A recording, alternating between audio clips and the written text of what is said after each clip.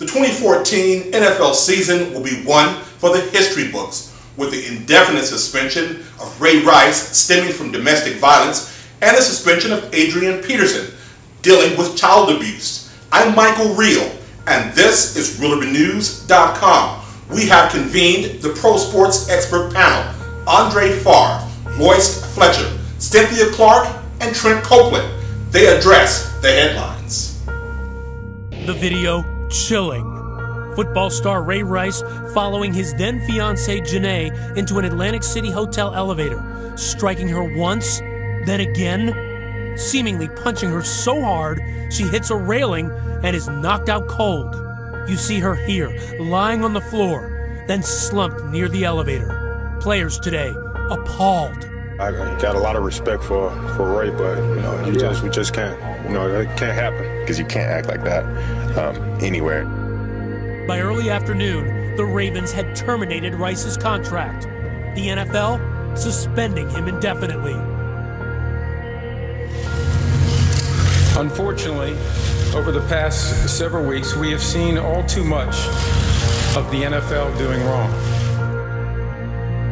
When investigators went to interview Peterson about the child abuse allegations in Texas in July, they took pictures. Police say Peterson demonstrated to them the kind of switch he used on his 4-year-old son and how he first removes the leaves. Police say the punishment happened in May. That's when Adrian Peterson's son visited him at his home near Houston. While Skyping with his mom back in Minnesota, she told police her son asked if he could tell her something. Adrian Peterson said, "Go ahead and tell her and show her what happened." The boy said he got a whooping with a switch. Peterson said the boy was punished because he used bad words, pushed a kid off a bike, and put a pillow over another child's face.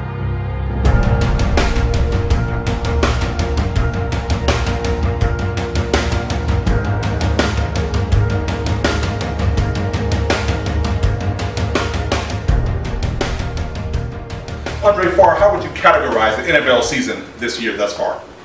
I think the NFL season it's been a history-making season.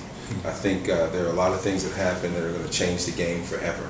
I think there's a lot of interest in how the NFL is going to handle some of the issues that have been thrust upon them. I think some of these issues have been here for quite some time, but I now know it's going to become a national dialogue, and we're going to see some changes. I think those changes are going to help the NFL and other sports leagues and other entities as well. Clearly, we're talking about the headline-grabbing news of Ray Rice and the other gentleman, Adrian Peterson, and just how they captured the headlines with their off-the-field antics. You've worked with Mr. Fletcher, clients in the sporting community. What was your thought when you heard the headlines? I think it's something that's always been there, and it's just come to the forefront. Part of what I do generally for these individuals is I try to keep these incidents out of the headlines. I mean, generally when they come to me, I'm not, though I do a lot of criminal work, I like to characterize my services as sort of crisis management. What I don't like to do is I don't like to bring my clients' issues to the forefront. And I've seen a lot of these incidents occur, and I've seen attorneys, the PR representatives, things of that nature. What I disagree with the way these cases are handled sometimes, because my attitude is I want to keep this away from the press. I want any statements that are made, I want to strictly control statements that are made to the media, and essentially I want, the best case scenario is no comment, or this is a private matter. Obviously, that can't happen when you get something that occurs that's on tape. But I need the clients to listen to me. A lot of times, you're telling them something they don't want to hear. For instance, a lot of times settlements or settlement checks are written, sure, and these never come to light. But now that it is in the forefront, the NFL obviously is going to have to deal with it. But it's not a new issue. It was just more underreported. Cynthia, I guess for those of us sitting at home, we're wondering what's running through these athletes' mind. Multi-millionaires, they're living a great lifestyle, it appears to be. But what's running through their mind that leads them down these paths of legal challenges? I think it started a long time ago when they were younger. based on how they were raised, what type of socioeconomic status they came from, what type of home, raising their single parent, both parents were there, were they already exposed to a lot of domestic violence, were they exposed to drugs, what was their lifestyle like? Then they've grown up, they've gone to high school, now they're in professional ball. So if they haven't had continual life skills development along the way, they're in a professional setting, they're making lots of money, but they haven't had coping strategies. They haven't had anything that really teach them how to handle difficult situations. Trent, how challenging is it for these young athletes, particularly the African-American young athletes, to deal with this 24-hour celebrity and media circus, our cycle? What's pervasive about all of this is that the celebrity culture that exists both in sports exists also in any other area. Entertainment, music, all of those areas are where the 24-hour news cycle and the lifestyle of what these athletes exist in, that world, that fishbowl, is all encompassing. And so look, the most downloaded website is not WebMD. It's TMZ. Right. It's all of the magazines, all of the headline grabbing, sports, entertainment, music, all of those people who are involved in those industries tend to be the people that society regards as being the celebrities, as being the people who we look to, the deities, the social deities. And so look, it's difficult for these athletes. When they go out of the playing field, off of the court, and they live their lives are also being monitored really closely by the people who watch them on the court, who watch them on the field. And that's difficult. And it's difficult, as Cynthia said, it's very difficult to turn that off. The aggression, the fuel, the hostility, the tension, all of the things that make them exceptional on the court, exceptional on the field, are the very things that can also be very difficult as it manifests in their personal life. When you make a mistake, that mistake is magnified because it's seen by everyone else. And as much as we like to elevate our celebrities, the denigration process, bringing them down, is something that people revel in and enjoy as well. 2 months after being suspended indefinitely, Ray Rice made his appeal to the National Football League this morning. A lot of people have even forgotten about this, but the hearings did begin this morning in the offices of former District Judge Barbara Jones, and they are expected to conclude sometime tomorrow. Rice contends that the indefinite suspension constitutes an enhanced punishment. He contends the NFL had the video, they watched the video, and suspended him 2 games because of the video in that elevator. I made the biggest mistake of my life. Me. She can do no wrong. She's an angel. And then he was back on the field during the Ravens preseason. Then came the public outcry when the video went public, and the NFL suspended him indefinitely. Therefore, he believes he was punished twice. Ray Rice is seeking immediate reinstatement, although it's unlikely any team would sign him this season, even if he is reinstated. Rice has also filed a separate wrongful termination grievance against the Baltimore Ravens. That Adrian Peterson will avoid jail time in child abuse case. Minnesota Vikings running back Adrian Peterson pleaded no contest Tuesday to a reduced charge of misdemeanor reckless assault. As part of the deal, Peterson will avoid jail time and instead be ordered to pay a $4,000 fine, costs of court, and 80 hours of community service. Cynthia, in terms of dealing with athletes, we look at them as gladiators. Really, only things missing are the columns in Rome. How do you turn that off? What do you say to a professional athlete to turn off that aggression? Well, they have to, everyone's going to be a little different in how they're going to decide what's going to work for them in that area. However, they have to kind of compartmentalize, which is hard because they've been taught just to focus on being a performance in their sport, skill set, what do they need to do. Everything revolves around that in their lifestyle. So it is difficult. So in working with them, we have to look at what are your outlets, what are the things that you do, what are the things that you enjoy that will bring some type of relaxation and peace in your life, and how do you utilize that outside the playing field. So it's definitely something that as you're working with a person one-on-one, you'll be able to identify. But it's it would be like trying to find how are you able to relax and work within your lifestyle, your family life, your children, your parents. How do you relate to them? Do you have a higher source that you relate to, whether it's church, whether it's taking time to relax and just go out and be by yourself? Do you do those things? Loyst, you were talking about crisis management. And when you get with a player, an athlete or celebrity, it's when they're in trouble. Exactly. What would you say to a Ray Rice? I know you said no comment, sure, but this story keeps developing. What do you say to somebody who's in a vacuum, if you will?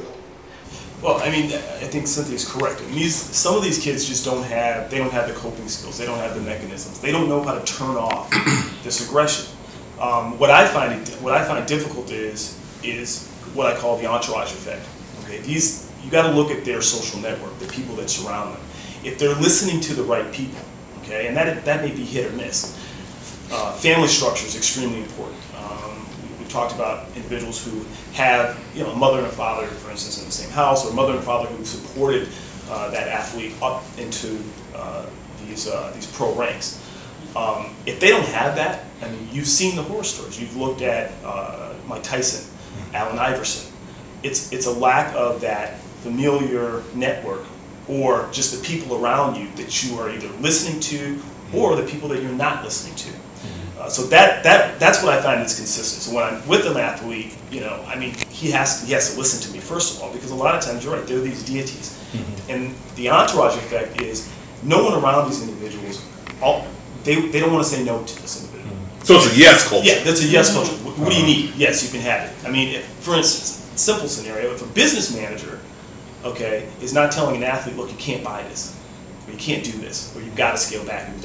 If the athlete's not listening to that individual and he goes broke, well, that's what's going to happen, because he's not listening to the people around him. And a lot of times these business managers may be guilty of getting into the entourage effect and saying yes, yes, yes. When they should be saying no. When they should be saying no, because they're worried about their paycheck.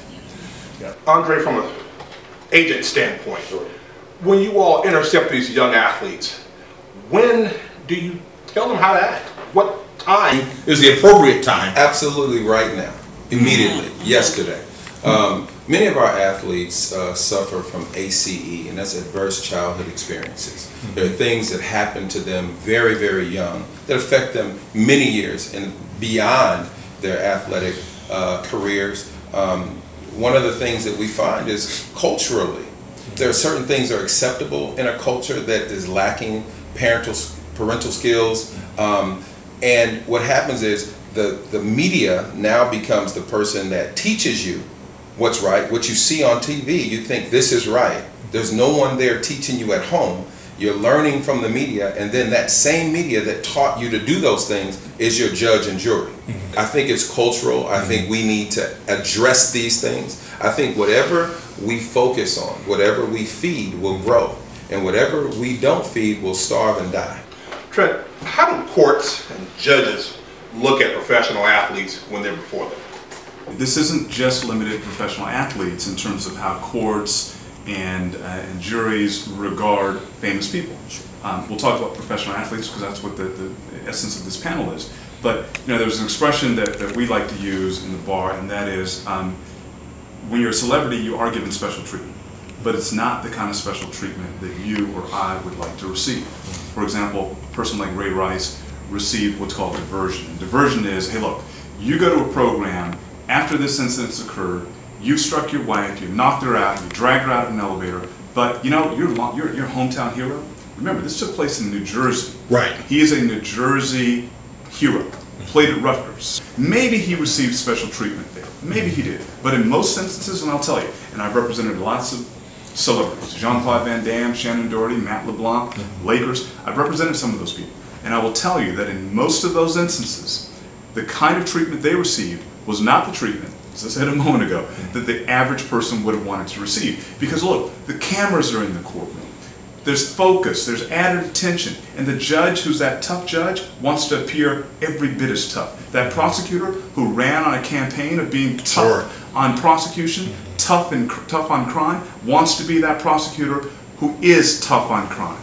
And look, they want to make sure that they're not giving the celebrity or the entertainer or the athlete special treatment.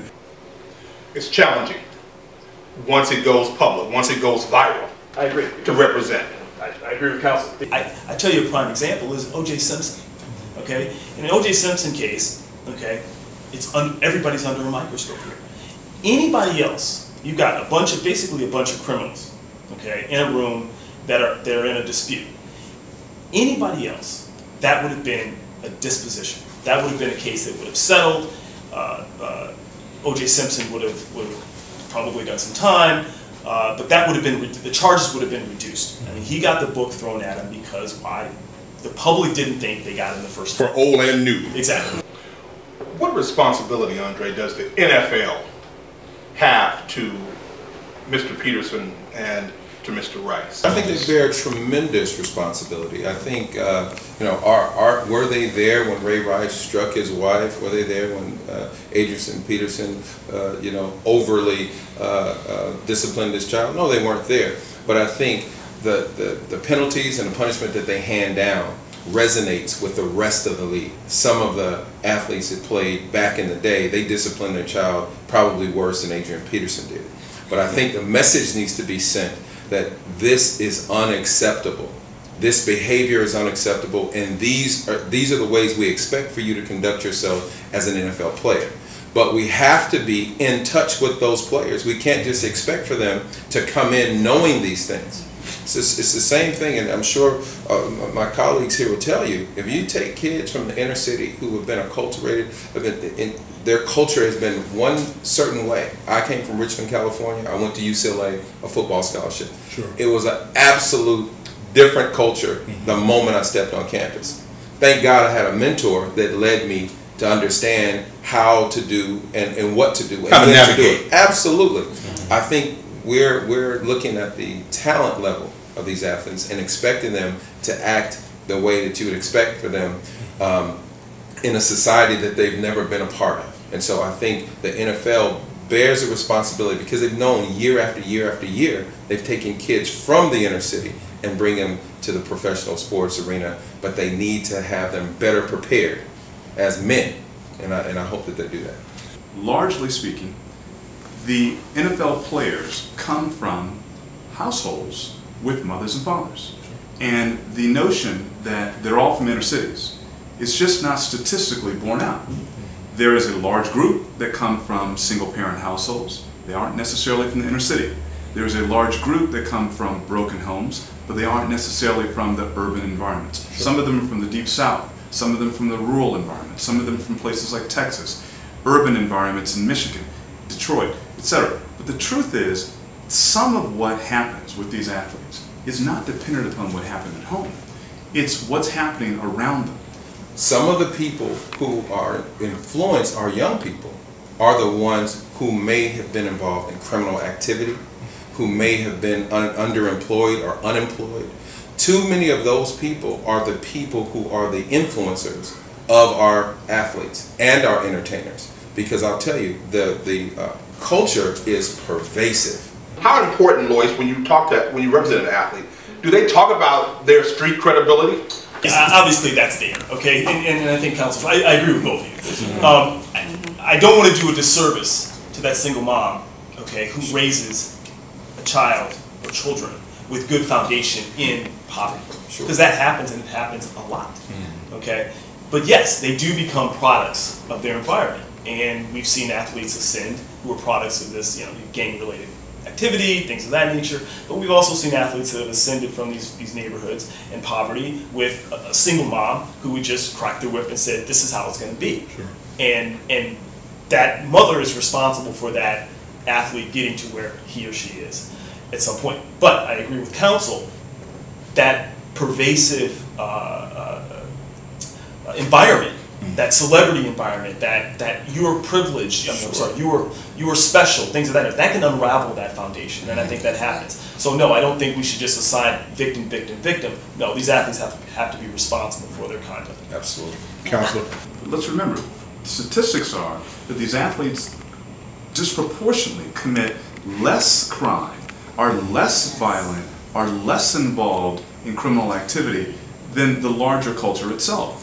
But the truth is, it wouldn't appear that way by watching TMZ, or reading TMZ, or reading the magazines. Because we elevate the conduct of celebrities, the conduct of these entertainers, these athletes. And so, if you look at the statistics, they're behaving better than regular folk. Sure. But the truth is, when they're involved in adverse behavior, conduct that would be considered criminal or deplorable even. It's elevated, and so it seems like the masses of athletes and entertainers are behaving this way, when the truth is they're behaving proportionately or disproportionately less than the larger community and society as a whole. How do we fix this? They need to know what it's going to take for them, for the totality of themselves being built up for the next 5-6 years. So when they retire in 10 years, they have a foundation to stand upon, a new career, a new direction that they're going to move within. As we prepare to close, when you're talking to athletes in this 21st century environment, what are you going to tell them going forward? Number one, you're a person more than you are an athlete. You will be a man or a woman far longer than you'll be a professional athlete.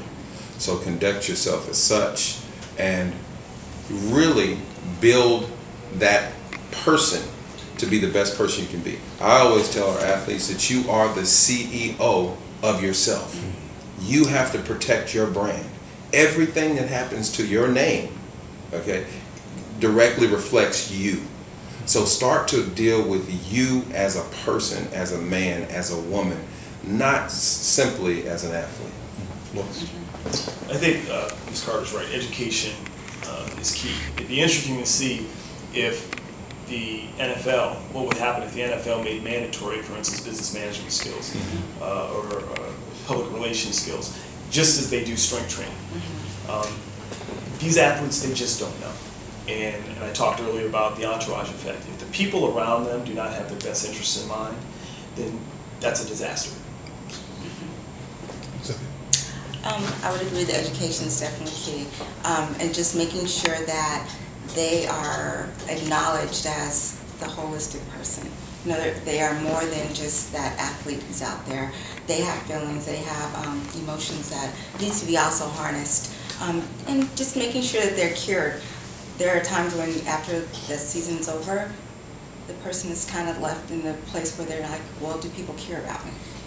So, you know, just really showing that we care about you besides the fact that you're an athlete. Final word, Councilman. The same system that that elevated you, that same system that gave you the benefit of making hundreds of thousands of millions of dollars is the very same system that unfortunately places the brightest light, will be your harshest critic, and it is the very same system that can bring you down. So be aware of it, and understand that you are not infallible, and be conscious of the fact that you are a brand, but you are also a man or a woman that can be brought to your knees economically and socially. Andre Farr, Loyst Fletcher, Cynthia Clark, Trent Copeland.